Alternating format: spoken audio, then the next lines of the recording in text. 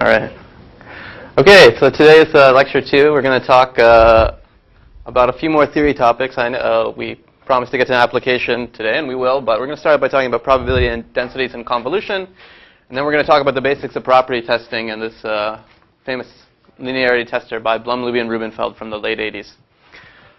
Okay, so remember last time we saw, the most main theorem in Fourier analysis of Boolean functions. Any function mapping the Boolean cube into the real numbers can be represented, in fact uniquely represented, as a multilinear polynomial. And this is the notation we use.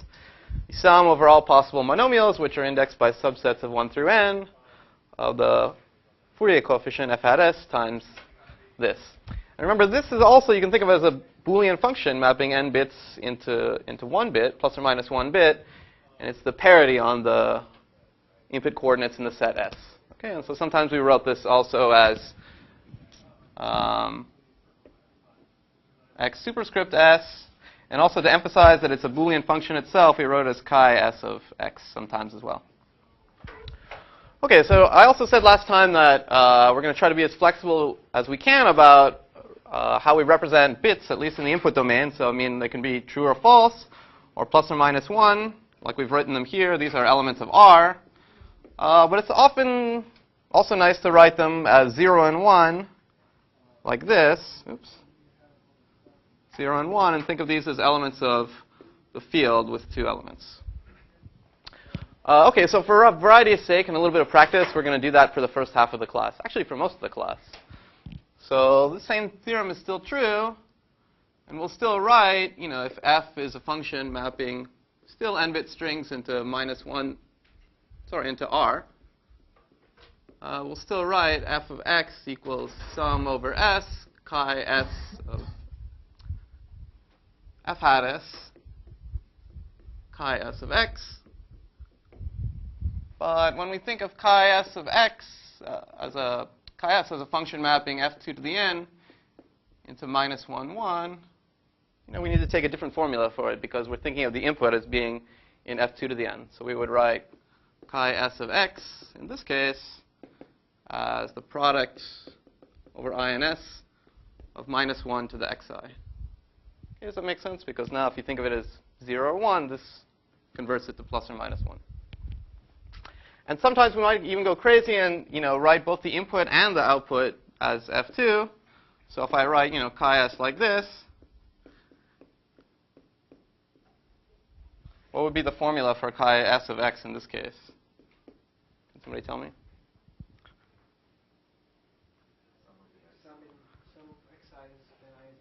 Right. It's the sum, and this sum is over f2 of xi. Okay, so actually this will be very rare for us. We almost always will treat the output as real numbers, but just something for you to be aware of. Okay. Any questions about that? All right, so as always, our main interest ultimately is going to be functions that map from Boolean strings into bits, but we're already generalizing to functions that map into the reals. And there's an interesting class of functions that map binary strings into real numbers, which will be important for us. And these are the probability densities. Okay, so let me make a definition.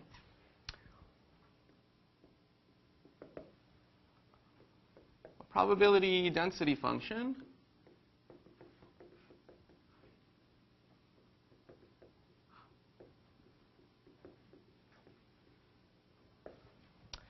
it's just a function that maps into the non-negative reals and has expectation 1.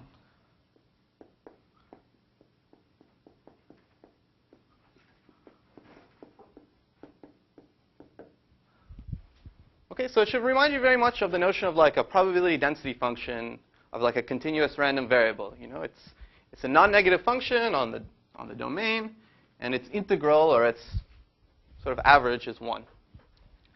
Okay, so it corresponds to a probability distribution on strings in f2 to the n, but it's not the probability mass function of the distribution. Okay, this does not represent, much like with the PDF, it does not represent the probability of seeing a string x. It represents the relative probability with respect to the uniform distribution. Okay, so what I mean by that is this such a function corresponds to a probability distribution on Boolean strings, on f2 to the n, the one in which the probability of a string y is equal to 2 to the minus n times f of y. Okay, and this is really, with this formula, you actually get a genuine probability distribution on Boolean strings, right? Because these are non-negative numbers because of this condition. And the sum of these over all Boolean strings will be, equal to 1 by virtue of this condition. Okay? And actually, I'm going to sort of change notation a little bit. For density functions, I prefer to write phi, again, to remind you somewhat of PDFs of continuous random variables. Okay, and so a probability density function corresponds to an actual probability distribution. And we write, I'll use the notation y is drawn from phi to mean that y is drawn randomly from this probability distribution.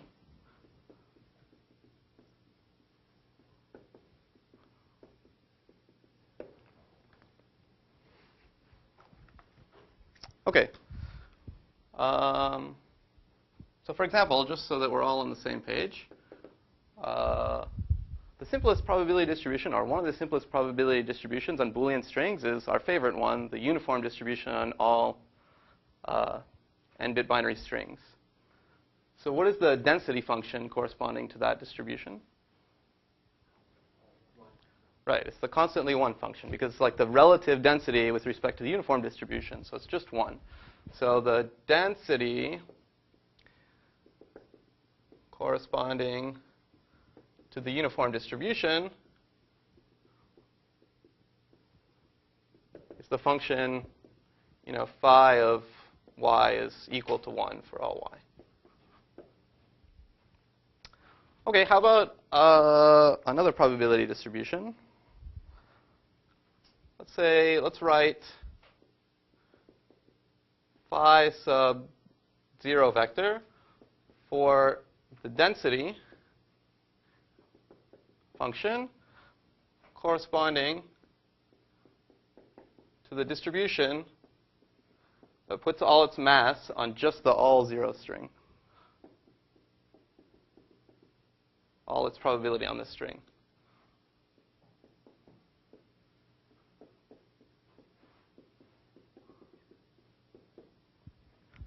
Could somebody tell me what the density function will be?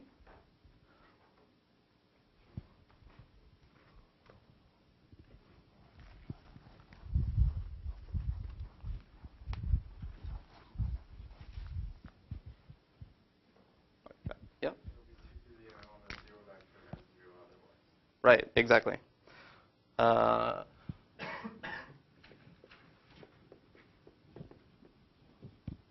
So it'll be 2 to the n if x is all 0 string and 0 else. Okay, what about the Fourier expansion of this particular function? I won't make you try to calculate it in your head. I'll do it for you. What is this guy's Fourier expansion? Well, believe it or not, to compute this, I'd rather switch notation back and think of phi 0 now mapping minus 1, 1 to the n into r. Just because whenever I'm computing a Fourier expansion, I like to think of this multinomial representation, and it's often easier for me to think about the input as minus 1, 1 to the n. Okay, so in that case, we'd have the exact same formula, except, by our convention, I'd write 1s up here.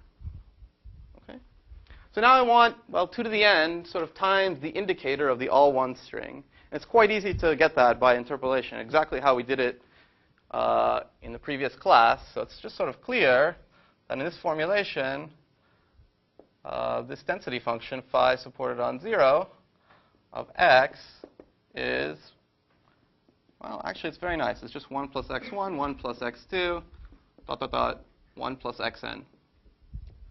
Because if you see, if any of the coordinates is not plus 1, you'll get a 0 somewhere here, and you get 0. If they're all 1, then actually you get n factors of 2, so it's 2 to the n. OK, so that's convenient. Everybody see that? And that's easy to expand all out. You'll just get every monomial with coefficient 1. So this is exactly sum over all subsets S of n of, let's say, xs. OK, so if I were to go back to this other notation with f2 to the n, it's partly just to get you used to flipping around. I guess I would write it like this. Phi sub 0 is just the sum over s in n of chi s. Actually, I guess I could write this in either scenario. OK, so every Fourier coefficient is 1. OK, so those are 2 examples. All right, what is this good for? Well, what's the most basic thing that you would ever want to do given a probability distribution on Boolean strings? You might want to take the expectation of some other function with respect to that distribution. OK, and that's quite easy. It's just a fact, really. Let's say if phi is a probability density,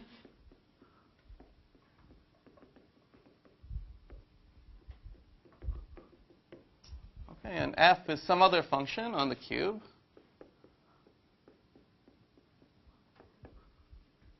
then the expected value of f on the associated probability distribution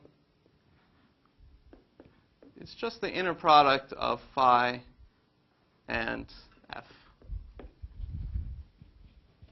Okay, and that's because, well, by definition, what is this? This is the expected value over y drawn from the uniform distribution of phi of y times f of y. Okay, and so it's like you're computing the average of f under the uniform distribution, but then you multiply by the relative density that phi is. Or if you really want to spell it all out, you can, use this formula, and you'll see that it indeed corresponds to the expectation of f under the distribution. Okay.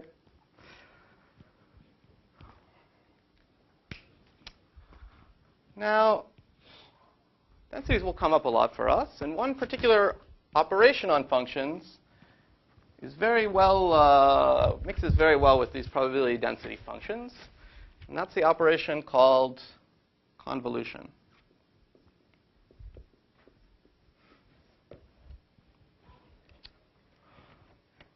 Okay, and to introduce convolution, let me imagine the following setup. Let's say you have 2 densities on the Boolean cube. So let's let phi and psi be probability densities.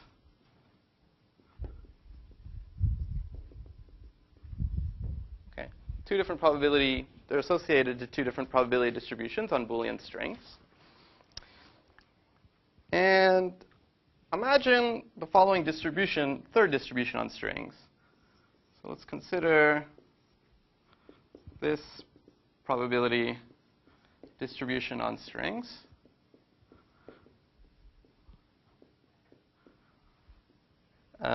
X. So this is a random process for generating a string.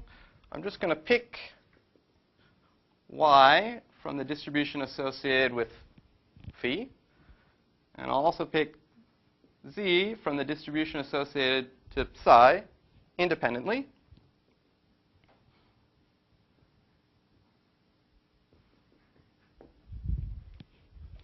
Okay, and then I'll just set,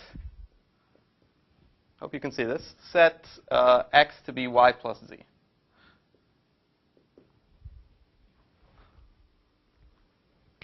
Okay, so that's a probability distribution on Boolean strings.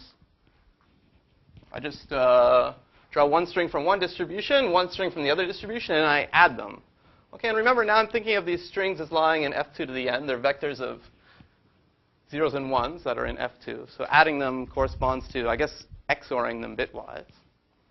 But it's a bit more natural to think about it when we think of the domain as F2 to the n. OK, and now I can ask the following question. That's a perfectly good distribution on strings x. So what is the density function for it?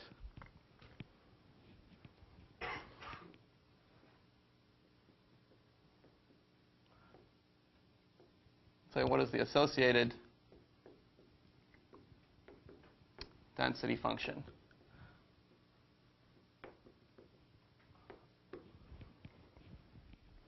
OK, so we kind of essentially need to know what is the probability of x arising under this probability distribution, and then I guess divide by 2 to the minus n. OK, well, let's try to work it out. The first thing that happens is we pick y according to the density associated with phi. So let's write, the expectation with respect to y being drawn from phi to sort of start out. And so imagine sort of we've picked y at this point. Now, given that we've picked y, what's the probability that we'll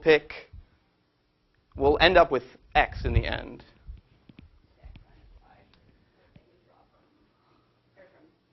Yeah, there's only one way for it to occur. It occurs like if and only if z, which you're drawing from psi, equals x minus y, right?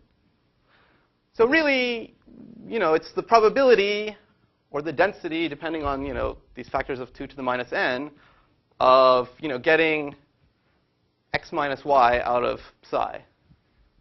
Okay, and so, in fact, I actually claim it's just psi of x minus y. The factors of 2 to the minus n exactly work themselves out if you're worried about them. Basically, you're averaging the density of getting this guy over this density.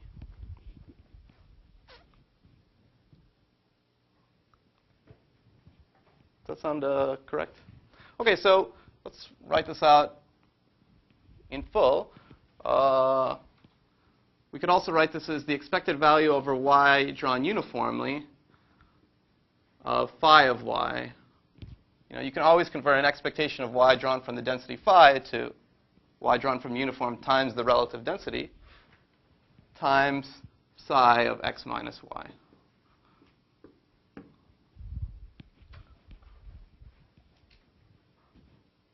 Yeah. Yeah, so that's a good point. So plus, we're now, in today's lecture, we're mostly thinking of our strings, y and z, as living in f2 to the n. So it's addition in this is also a vector space. It's coordinate-wise addition where, 0 plus 0 is 0, and 0 plus 1 is 1, and 1 plus 1 is 0. In particular, that's an excellent thing to point out because in f2 to the n, which is where we're living, plus is the same as minus. So actually, here, could have written plus. Both plus and minus in f to the n correspond to XOR. But, it's actually more somehow formally correct to write minus here. So we're going to continue to write minus. But it's the same as plus. And so this is it. This is the answer. The density function for this distribution is the one that maps x to this number. And we're going to take this as the definition of the convolution of these two functions. And in particular, we're going to, here, these guys happen to be density functions. We're going to define this convolution for any two functions. It's just mainly that it has it's most naturally interpreted when they happen to be density functions. You can take the convolution of any two functions, but it has more of a sensible meaning when they're density functions. OK, so I'm just going to straight up define it like this. So here's the definition. If f and g are any two functions mapping f2 to the n into R, then their convolution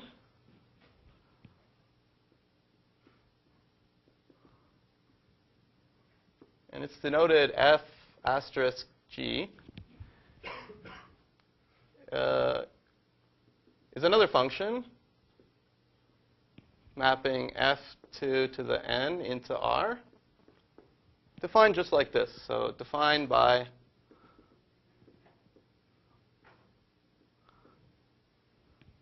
f star g of, I want to get the letters right, x is the expectation over y, uniform, f2 to the n, of f of y, should just look over there, g of x minus y.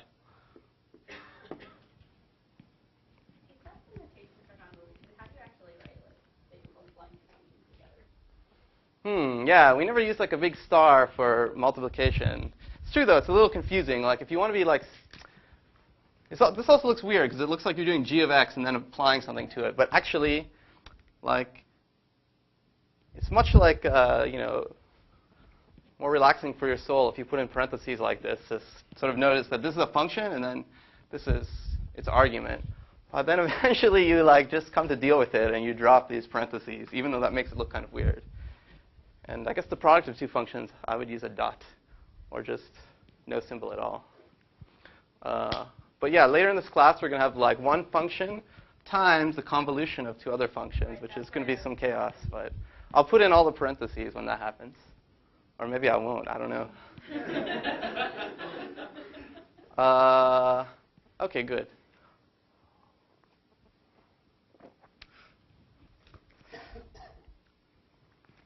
OK, so that's an operation. It takes two functions and gives you a third function.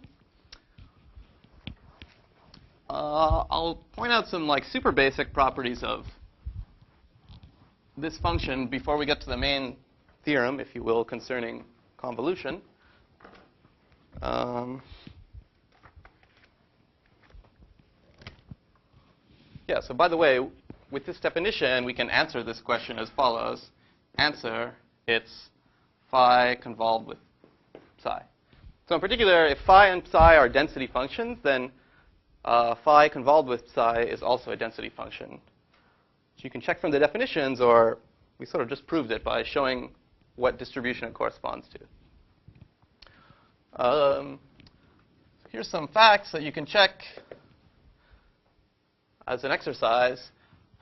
Convolution star is associative and commutative.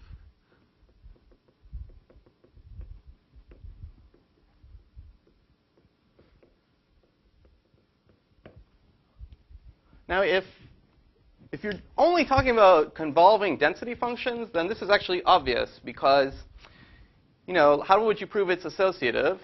It's like saying it would have been the same if I had first like picked z and then picked y and added them. You know, it just follows from the commutativity of addition in f2 to the n. Sorry, associativity of addition. Wait, that was all about commutativity. I'm having a rough day. But it also, the associativity of convolution follows from the associativity of plus. OK, that proof, I guess, only works if they're actually densities. But if they're not densities, I assure you it's easy to check. I won't do it.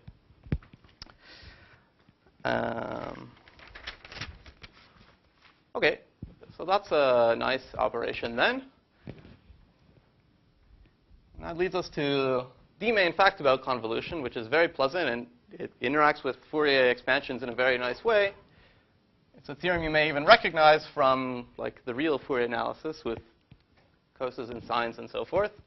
It's just that f star g, if you look at its Fourier transform and its Fourier transform's coefficient on the monomial associated to s, that's just f hat s times g hat s.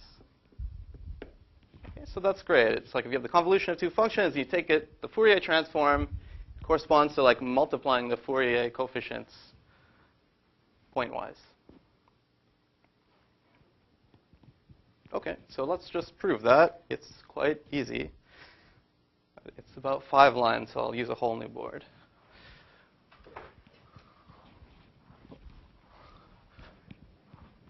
There's no trick to it, though. You just write down all the definitions, and it follows.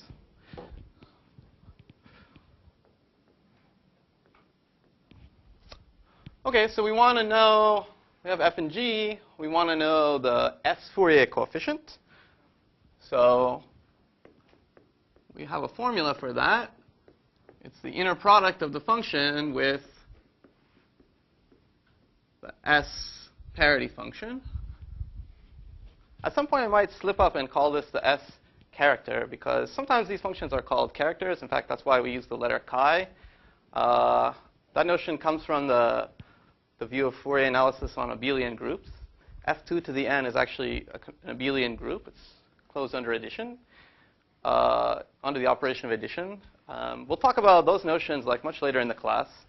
But I only say that to say why the letter is chi and why I might accidentally say character instead of parity function. OK, so let's expand this out further. The inner product of two functions, by our definition, is just sort of their correlation, or the expectation over a random x of the product of the two functions. OK, hopefully, I already dropped the parentheses, but so far, hopefully not so confusing. OK, and let's just further expand the definition of this. So expectation over x. And then this is an expectation over y. F of y, g of x minus y, chi s of x. OK, now I guess we need one small trick. And it's the trick that we were actually using, or it involves what we were using when we were thinking of these as densities. Having chosen x and y, sort of given x and y, these are random variables, let z be this thing, x minus y. OK, this is another vector. And first of all, when x and y are uniformly random, this is like their difference or sum in f2 to the n. This is also uniformly random. And furthermore, instead of choosing x and y and setting z like this, these are independent, I could equivalently choose x and z. Wait, do I want to choose x and z? Yeah. No, I want to choose y and z. Yeah, y and z. And set x to be y plus z. OK. I guess over here I'm relying on the fact that, like, here y and z are actually independent. Because I take, how do I get y, z from y? I take y and add a random string. So z is still independent of y. OK, so it's some kind of change of variables here. So what I'm saying is we can do this experiment equivalently by choosing y and z independently, finding x in this way. And now let's see what we get. We still have f of y. We have g of z, which is convenient. And now what's left is chi s of y plus z.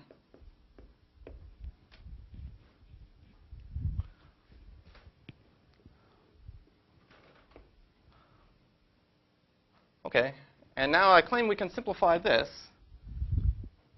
So you recall that chi s,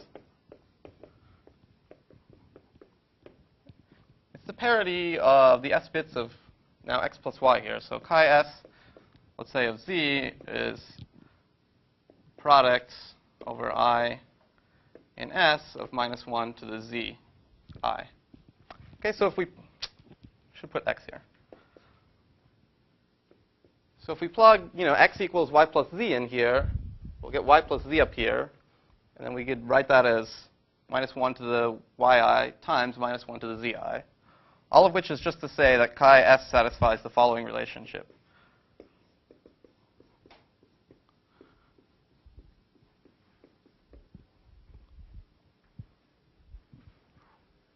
OK. And actually, this is another reason why it's called a character in the theory of harmonic analysis over abelian groups, precisely because it satisfies this relation. OK, anyway, that's very complicated. This is a simple fact. So let's plug that in here. We get expectation over y and z independent of f of y, g of z, chi s of y, chi s of z. OK, and now we can put these two guys together. And put these two guys together. And y and z are independent here. So the expectation of a product of independent things, you can switch to a product of expectations. So this is equal to the expectation over y of f of y chi sy, expectation over z, g of z chi s z. Okay, and that equals, by definition, f hat s, g hat s.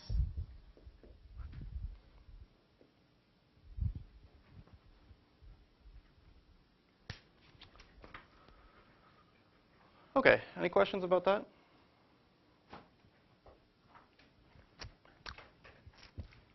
All right, great. Excuse me, does this also is a reverse direction where if you're talking about the Fourier coefficient of f dot g, that is a convolution of Yes, if convolution's like appropriately defined. Yeah, it's basically the same definition. I mean, you can see it by expanding out the multilinear product, yeah. You'll have like there's factors of 2 to the n involved, so you actually get like the sum over, let's say, t of f hat, f hat s times g hat s symmetric difference t. F hat t, g hat s symmetric difference t. But yes. In fact, on your homework, you'll see that taking the Fourier transformation twice gives you back the original function up to some factor of 2 to the n, and it follows from that too. Okay, so that's the end of convolutions and density, and it's the end of our sort of more theory of basic Fourier analysis for the day, and now I'm going to get to the application as promised. Okay, so this is an application from theoretical computer science called linearity testing. And to explain the application, I want you to cast your mind back to like your very first class in linear algebra. Not even any of the linear algebra we've been talking about so far, but the basics. And the definition of it, what it means for a function to be linear. Okay? So let's say definition, f mapping f2 to the n. Think of this as a vector space into f2. To map from an n-dimensional vector space to a one-dimensional vector space, is a linear function if what? So what's the definition of a linear function? There's two possibilities. We'd like to consider both. Oh, I mean, there are two parts to the definition you need. Okay.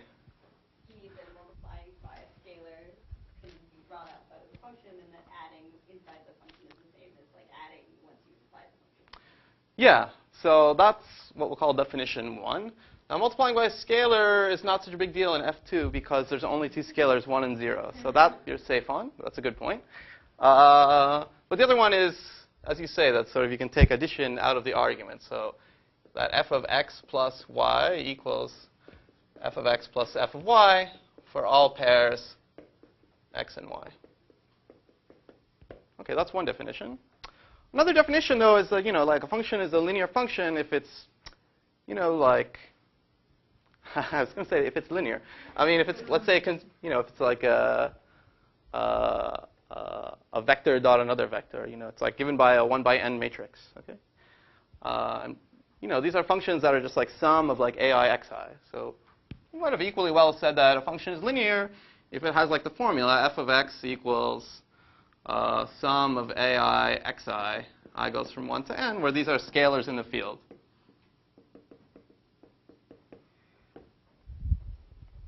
Okay. Now, again, since the only scalars are 1 and 0, this is quite a simple concept. It just means you're summing up some of these guys, right? The ones where ai is 1.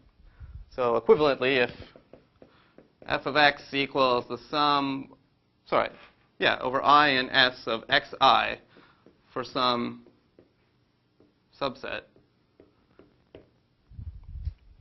okay, which is actually something we've been calling chi s of x, if you think of chi s's range as being f2. Okay, so these are two different definitions of linearity. Each of them looks equally good, so luckily they are in fact equivalent. And it's not too hard to prove that they're equivalent. There's two directions if I say, prove that these are equivalent. What is the easier direction? Yeah, 2 implies 1 is easier. These are equivalent. 2 implies 1. Basically because you're just like, well, if it's a linear function, you just have to check that it satisfies this. And in fact, that is exactly what I wrote here. It's literally the same thing. Okay, so that's easy. 1 implies 2 is also pretty easy, a little bit harder. Yeah, I guess I'll do it very quickly. So suppose you have a function that satisfies f. We need to decide how to write it like this. Okay, so let's let ei denote the vector that just has a 1 in the ith coordinate. Okay, and we're given this function f that satisfies this relation. Let's let ai be f of ei, whatever it is, 0 or 1. Okay, and now I claim that with these choice of ai's, you can deduce that f actually satisfies this formula. So why is that? Well, then given any x, f of, let's say, x1 through xn, I can write this vector as a linear combination of these vectors. It's actually x1 e1 plus ... plus xn en. Right? Sorry. This is right. And therefore, using fact 1, and I guess in induction to extend it out to any number of arguments, we get that f of x equals the sum, I goes from 1 to n, of, well, f of ei xi, by applying f to this and breaking it up, which is, by definition, sum of ai xi. OK, so that was very trivial. 1 is equivalent to 2. Unfortunately, nothing in this world is perfect. So you might, in life, not encounter such a perfectly linear function. And this may lead you to ask, what's a good definition of a function being almost linear? Or approximately linear? So we could say, this is like a definition question mark. Let's say f is approximately linear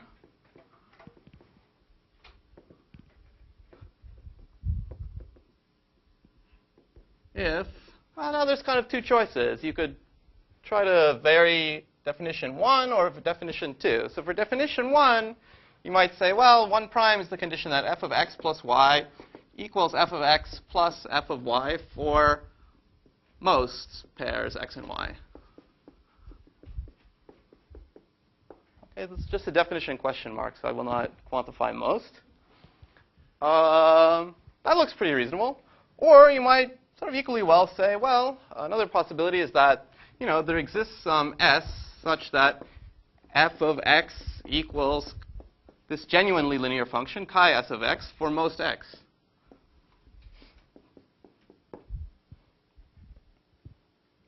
Those are both kind of reasonable.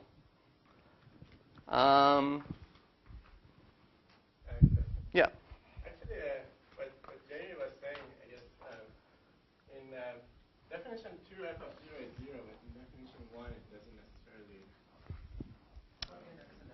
Yeah, in definition 1 implies that f of 0 is 0 too.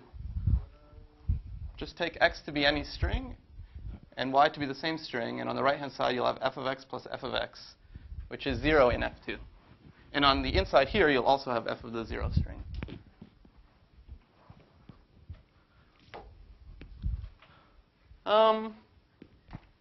OK, so we, yeah. But if you take some f and shift it by 1. Yeah, this is raising a good terminological question. Sometimes one defines linear to include what I would call affine functions, which is functions of the form like this, plus you're allowed a constant. And for the purposes of this course, it's not going to come out much, but I'll say those guys are not linear unless this is 0, and this is an affine function. Okay, so it's very closely related, but for us, linear is just. Yeah, for us, linear is just, it's linear, homogeneous. Yeah. had a good exercise about affine testing, but then I cut it because there are already 6 problems. So I can put it back if you want. All right. OK, so all right, you might well ask, great. I mean, 1 and 2 are equivalent. Like, are 1 prime and 2 prime equivalent? Well, let's see. Yeah, it depends on your definitions of most. But you know, if we're a bit flexible about that, then one direction, it's actually easy to see that they are equivalent. All right, let me quantify most a little. What I want to say, though, is that 2 prime implying 1 prime is, again, quite easy, in the sense that this trivial proof that 2 implies 1 is sort of robust. OK, so to make it clear, let me assume that f satisfies 2 prime, so it's close to some genuinely linear function. And to make that very precise, I'll define, let me say, the distance between 2 functions f and g. Actually, I defined this last class. The relative distance is, let's say, the probability that they disagree.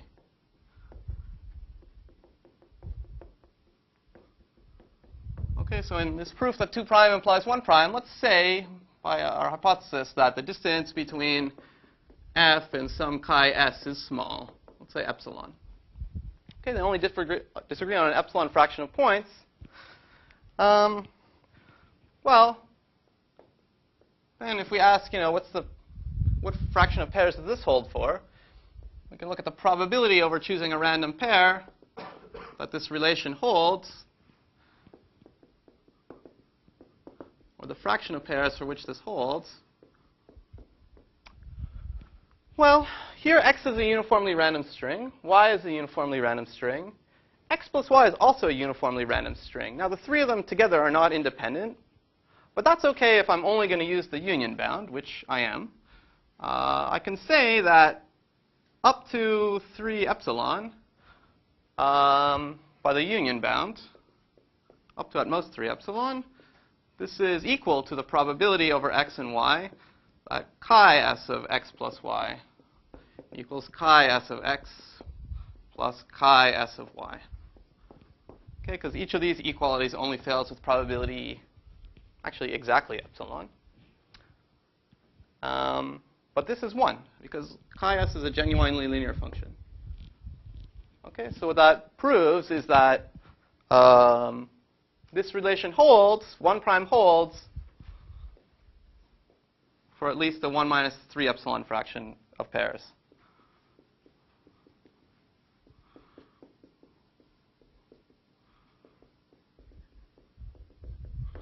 OK, so that's good. So now hopefully we would show that 1 prime implies 2 prime. But if you look at this proof that we did over here that 1 implies 2, it's very not robust, because it heavily relied on like setting ai to be f at this exact string. And if f is not truly linear, it's like a linear function but corrupted on a few points, then maybe you corrupted it on these points. These are just n different strings that are 2 to the n possibilities. And that makes this whole proof go totally haywire. So what I'm trying to say to you is it's not at all obvious that, well, that 1 prime should imply 2 prime. Nevertheless, that's exactly what we're going to show today. So actually, this brings up the problem of linearity testing, which is a subset of the field of theoretical computer science called property testing. And in fact, it was sort of the first result. Linearity testing was the first result and sort of the motivation for this whole area. So I'll give you a 5-second overview of this area called property testing, which is sometimes called sublinear time algorithms. And the scenario is this. Like, imagine somebody gives you a black box which computes some Boolean function f. Let's say mapping n-bit strings to n-bit strings. But they don't give you the function. They just give you like a box that lets you compute it. So you're holding the box, and what you can do is you can give in a string x if you want, and the box will spit out the value f of x. OK, and you can give in another string x and find out what f of x is. But that's it. You just have what's called query access to f. Okay, so this person that gives you the box is somewhat untrustworthy. They claim to you that the function that's being computed by this box has some property. And you are trying to actually verify their claim that f has this property. Okay, so we're going to only talk about testing the property of linearity today. So we're going to imagine that this character that's giving you the box has made the claim this f is a linear function.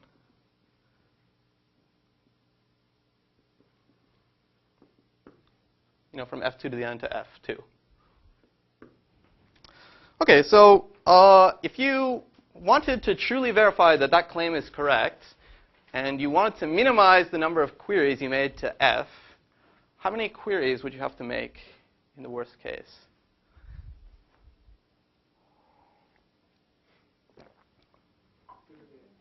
Yeah, 2 to the n. There's nothing you can do. Like, you might have queried all of the points in f2 to the n except for one of them, and so far it looks good. It looks like the truth table of a linear function, but then you query that last point and it's wrong. I mean, it's not consistent with the linear function you were seeing so far. So that would take you a lot of time. So you're going to have to settle a little bit, and you're going to settle by only trying to verify that f is close to a linear function in exactly this notion. So in other words, in property testing, you sort of fixate on the definition 2'. You're trying to test that the function given to you in the black box is close to, in this sense of distance, from a function that genuinely has the property, in this case, linearity. Okay, actually, let me write that as a definition. We say that f and g are epsilon close if their distance is at most epsilon.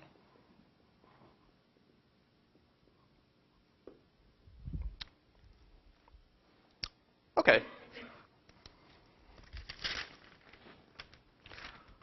All right, so now your task is a little bit easier. You don't mind if the function is slightly imperfect, but you still want to test that it's more or less, except on a small fraction of inputs, epsilon, computing a linear function. And the sort of super remarkable fact that lies behind the whole field of property testing, but got started by essentially this observation of Blum, Luby, and Rubenfeld, is that you can sort of spot check f and deduce this with high probability by making like an extremely small number of queries. In fact, in some sense, in this case, by making 3 queries, which is a tremendous savings over 2 to the n. In particular, it does not depend on n. In fact, it's 3. All right, so let's see that. So this is the proof. This is essentially what I'm going to do. Is the proof that 1' implies 2'. Okay, and the test that Blum, Luby, and Rubenfeld proposed in the late 80s is to just actually do this test many times. One, pick x and y at random many times, make these 3 queries, check that this equation is satisfied. Do this a bunch of times, and guess that f is indeed close to a linear function if all of these tests pass. Okay? And in fact, you sort of only need to do this test once to get some interesting information about f. So let me say this a bit more clearly. This is the definition of the BLR test. So given query access or black box access to some function, mapping n-bit strings into a single bit, you do the following things. Choose x and y from f2 to the n uniformly and independently.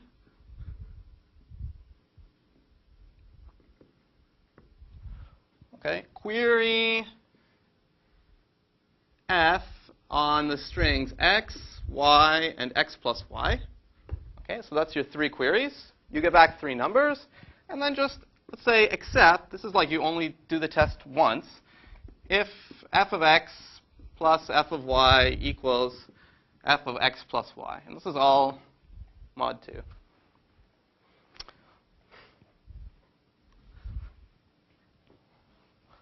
Okay, and the great fact about this, it's not at all obvious, is the following theorem.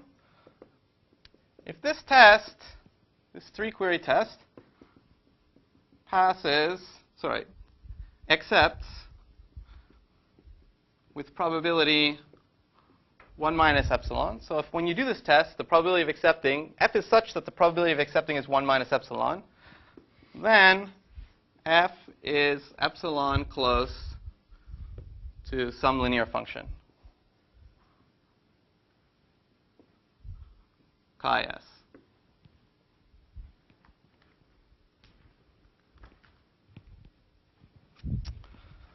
Okay.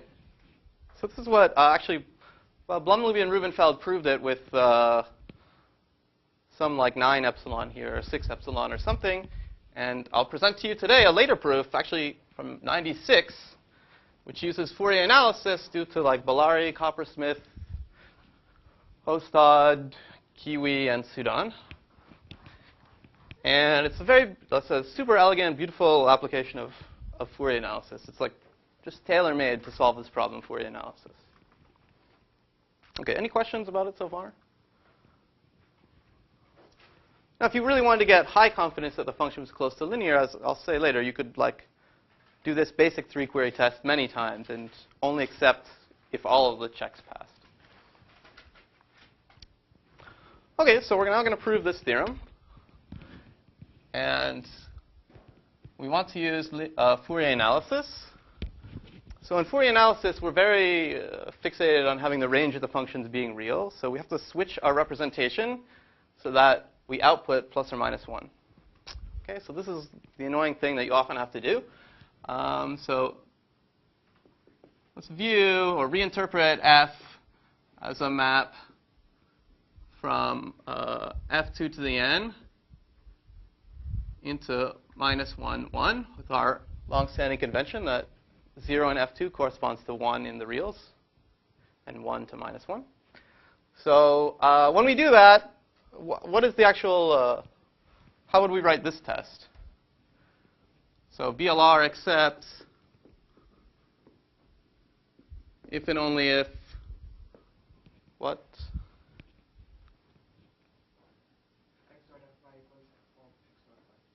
Yeah, that's the thing. We're going to stick with f2 to the n in the domain when the range will go to plus or minus 1. So plus in f2 is equivalent to times over the reals. So if and only if f of x times f of y equals f of x plus y. Is that clear? Sorry for all the switches, but you got to do it. Great. Now everything is going to be smooth sailing.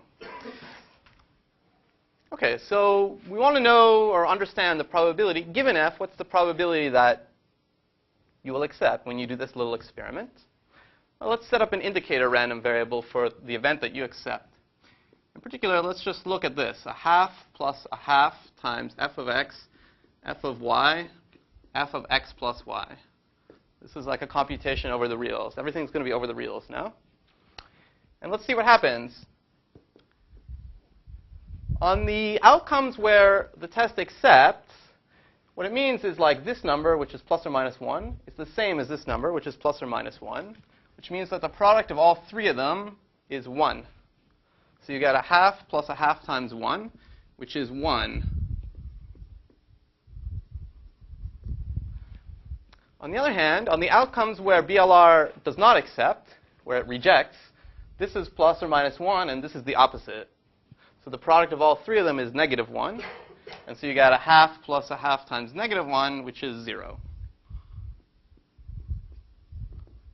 Okay, so the indicator random variable for the event that the BLR test accepts is given by sort of this arithmetic formula. Okay, and therefore we can simply say the probability that BLR accepts f, which by the hypothesis of the theorem is 1 minus epsilon, is the expectation of this quantity. And this expectation, remember, is just over x and y. X and y are the only things we choose randomly. X plus y is derived from them. A half plus a half f of x, f of y, f of x plus y. Okay, so let's clean things up a little bit and use linearity of expectation. So this is a half plus a half times the expectation over the product. And I'm just going to choose x and y at slightly different times. So first I'll choose x, and at that point I'm free to compute f of x. And now I'll put the expectation over y in here. Okay, x and y are independent.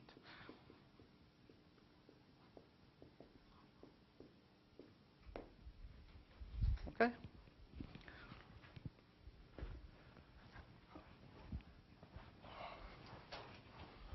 Now, if you look at the innermost expectation, you should say to yourself, aha, that's exactly the convolution of what two functions?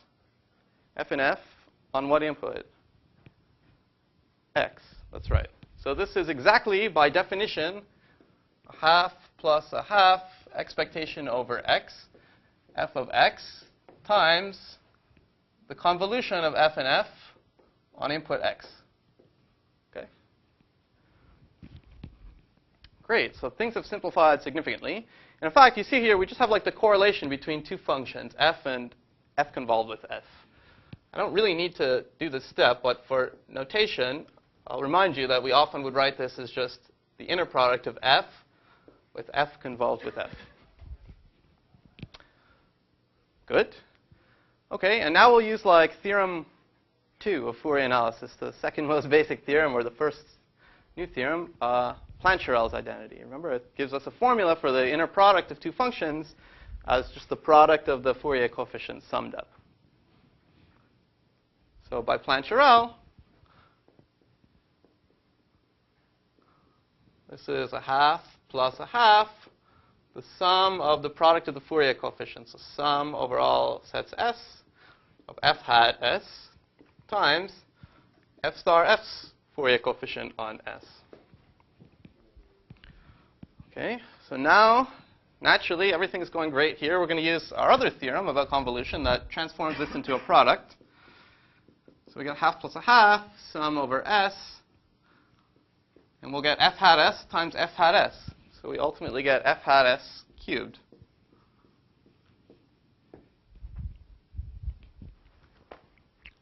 Great. So you can see exactly why I say like Fourier analysis is like tailor-made for this, because it's quite gorgeous. We started with this test, and boom, like you get this extraordinarily simple formula in terms of the Fourier coefficients. So again, it's like this phenomenon that you can read off some interesting combinatorial properties of a function from its Fourier coefficients. So let me just rearrange. We're basically done now. Rearranging. Multiply this is all inequality by 2. And then, wait, sorry, I'll bring the half over to this side and then multiply by 2. And I get 1 minus 2 epsilon equals the sum over S f hat S cubed, which let me write in a sort of silly way as f hat S times f hat S squared. And now I have like the sum of a product of two things. I'm going to like sum over this part, but just take out the maximum of this, which is a legitimate step because these are non-negative numbers. Okay? So what I'm saying is this is at most the maximum over all S of f hat S times the sum over S of f hat S squared. Okay, I just replaced each, in the sum, I replaced each copy of this with the maximum of those guys. Okay, but now even more nicely, this whole thing is equal to 1. Because if you remember from last class, by Parseval, this is equal to the expected square of f. F is a Boolean valued function. Its square is always 1. Anyway, the sum of the squares of the Fourier coefficients of a Boolean function is always 1. So we simply get like the maximum Fourier coefficient is at least 1 minus 2 epsilon. Or to say it another way, there exists some, let's say, S star in N such that f hat S star is at least 1 minus 2 epsilon.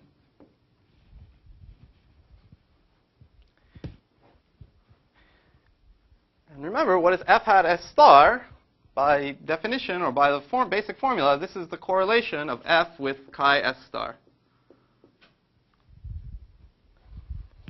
Okay, and this is a linear function. You know, the correlation between two Boolean valued functions is some measure of their similarity between -1 and 1.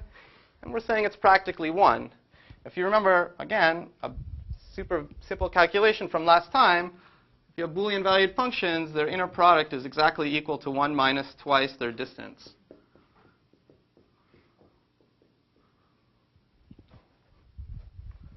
Okay, so almost always f of x equals chi s star of x. And so from this greater than or equal to this, you conclude that the distance of f from chi s star is at most epsilon.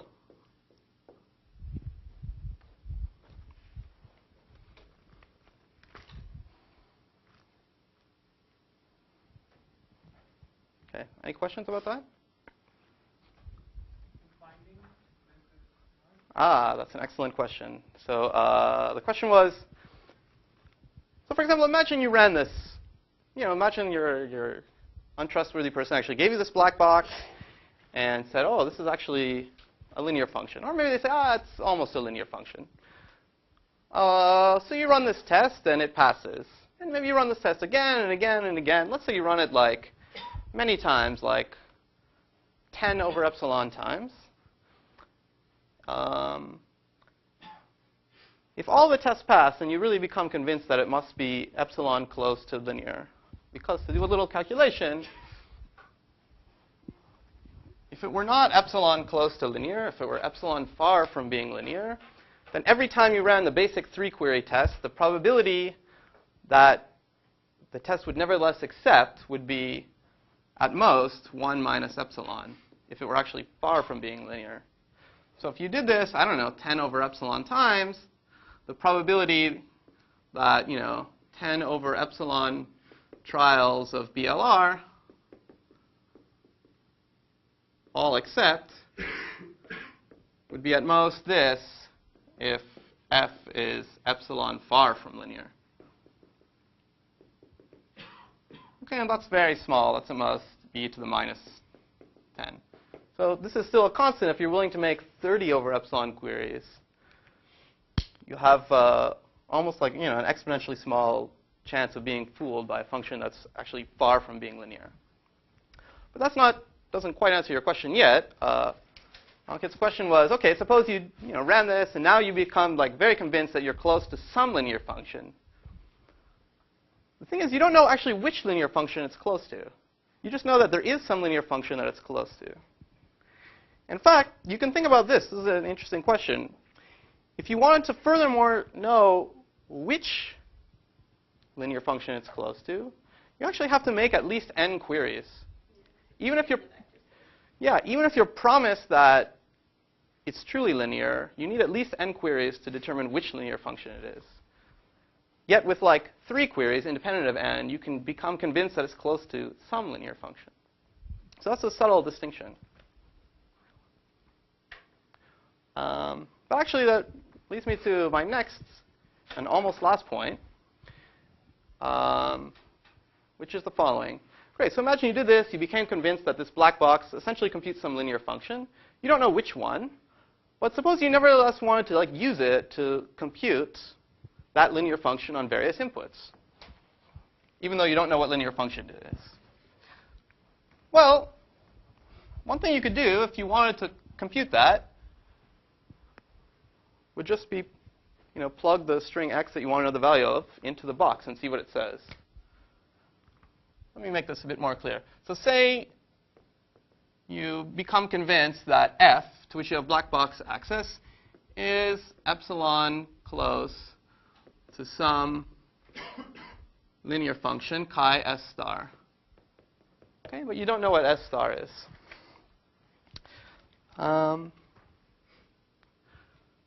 Now, given some string x, you could just plug it into the black box, get back f of x, and see what happens.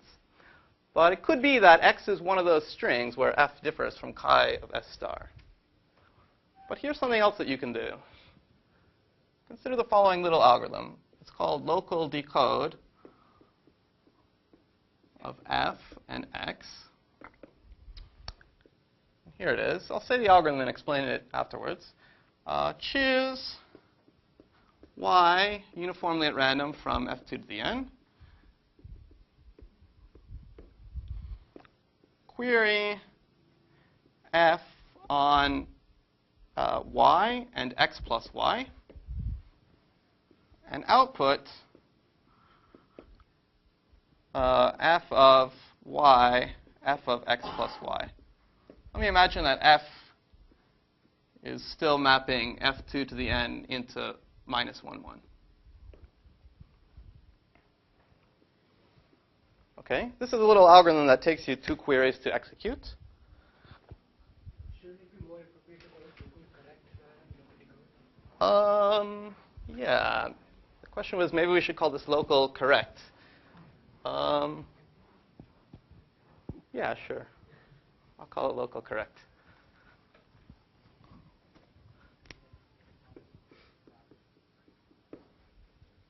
Okay, so here's the little theorem. It really doesn't deserve the status of theorem, but I'll write theorem anyway. Hey, Ryan, Yeah. there, f that has this positivity. How did you get that? That's a subtle point, but think of it. This is actually legit. It doesn't matter the fact that that each of these guys may or may not be positive. If it's negative, that's okay. If one of them is negative, it's still less than whatever the max is. No, but the max. Sorry, max should be. Okay, wait. I thought it's like, are you talking about the absolute value? No, exactly what's written. I'm not taking the max of the absolute value. I'm taking the max. Although the max will actually be positive.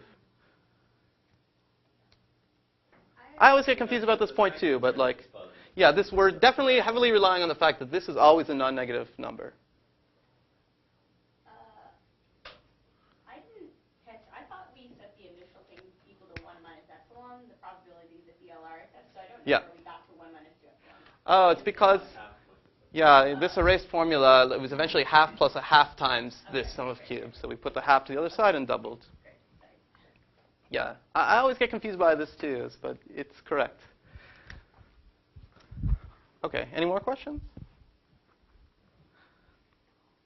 Okay, so the little theorem I want to prove about this local correction algorithm is that for every x in f2 to the n, the probability that local correct algorithm run on f and x equals chi s star of x is at least 1 minus 2 epsilon. Okay, this is still under this assumption. Okay, and it's you have to think a little bit to understand what's going on here. This is saying for every x, if you run this little algorithm, you'll get the value that you really care about, the unknown linear function at x, with high probability.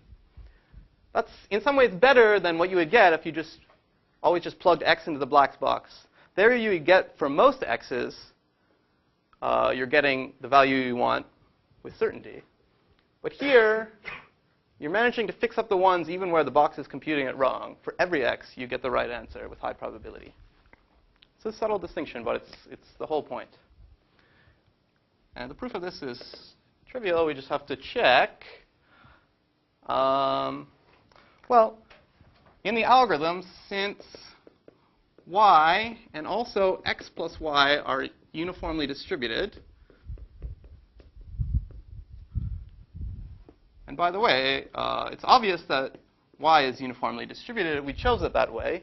The key point is that even for like a fixed or adversarially chosen x plus y is uniformly random, because the effect of adding y is to sort of re-randomize each of its coordinates. So even though they're not independent, they are both uniformly distributed. We get that by the union bound, except with probability at most 2 epsilon. We have both f of y equals chi s star of y, and f of x plus y equals chi s star x plus y. That's the union bound. But when this good case occurs, we have that the thing that's output, namely f of y, f of x plus y, f of y, f of x plus y equals chi s star of y, chi s star of x plus y. And now we know that if you have a genuinely linear function and you apply it to a sum, it turns into a product. So this is chi s star of y, chi s star of x, chi s star of y. And like these two things cancel because they're both plus or minus 1. It's the same thing. So their product is 1. So except with probability 2 epsilon, the thing that you output is indeed what you wanted, chi s star of x.